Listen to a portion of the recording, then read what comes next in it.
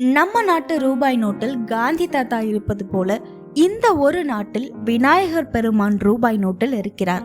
அது எந்த நாடுன்னு உங்களுக்கு தெரியுமா? தெரியலன்னா இந்த வீடியோ பார்த்து தெரிஞ்சுக்கோங்க. கரன்சி நோட்டில் விநாயகர் படத்தை பதித்துள்ள நாடு இந்தோனேஷியா ஆகும்.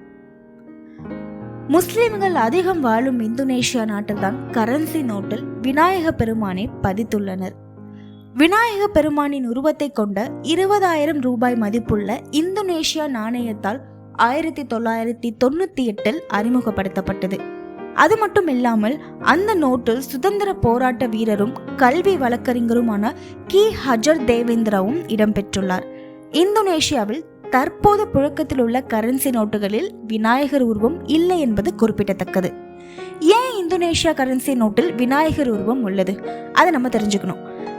இந்தோனேஷியா மக்கள் தொகையில் 87% அதிகமானோர் இஸ்லாம் மதத்தை சேர்ந்தவர்கள் என்பதால் இது அதிக மக்கள் தொகை கொண்ட முஸ்லிம் நாடாக மாறியது.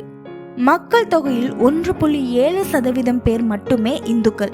இருந்தாலும் கூட இந்நாடு இந்து மதத்துடன் ஒரு அழகான வரலாற்றை பகிர்ந்து கொள்கிறது என்பதை உறுதிப்படுத்த அவர்கள் இந்து கடவுளான விநாயக பெருமானை அந்நாட்டின் கரன்சி நோட்டில் அச்சிட்டுள்ளார்கள் என்று கூறப்படுகிறது.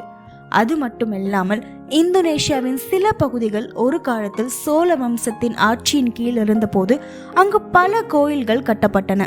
ஞானம், கலை மற்றும் அறிவியலின் கடவுளாக விநாயக பெருமான் அந்நாட்டின் கரன்சி நோட்டில் இடம்பெற்றதற்கு ஒரு காரணமாக இருக்கலாம் என்று கூறப்படுகிறது. இது போன்ற பொது அறிவு சார்ந்த விஷயங்களை நீங்க தெரிஞ்சுக்கணும்னா மறக்காம ரேடியோ டாக்கர்ஸ் சேனலை சப்ஸ்கிரைப் பண்ணுங்க.